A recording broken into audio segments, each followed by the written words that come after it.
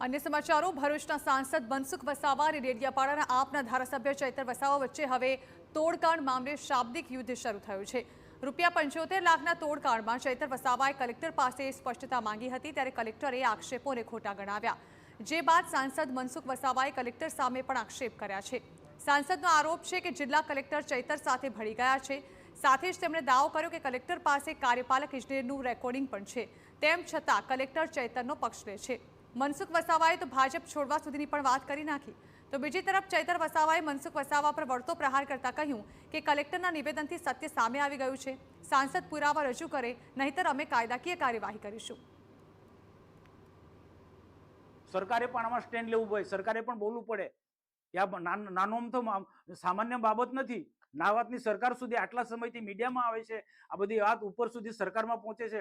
સરકારને આમાં ન્યાય કરવો પડશે। કલેક્ટર સાચો છે, ચૈતર વસાવા સાચો છે કે મનસુખ વસાવા અને નીલ રાવ જિલ્લા પ્રમુખ સાચા કોણ છે, એ કલેક્ટરે સ્ટેન્ડ લેવું પડશે આમાં, અને રાજ્ય સરકારે સ્ટેન્ડ લેવું પડશે। હું સાચો છું કે કલેક્ટર સાચો કે ચૈતર વસાવા સાચો છે એ સરકાર નક્કી કરશે। આ મતલબ સરકાર પાસે હું લઈ જઈશ, અને સરકાર જો મારી સાથે ન્યાય કરે તો હું ભારતીય જનતા પાર્ટી છોડી દઈશ। મનસુખભાઈ, 30 વર્ષથી એક શાસન તમારું છે, એક હતું શાસન તમારું છે, અધિકારીઓ તમારા છે, પોલીસ તમારું છે। તમારા પર એવા પુરાવા હોય તો તમે જાહેર કરો, જનતાને જણાવો। આવી પાયાવા વિહોણી વાતો કરવાનું બંધ કરો।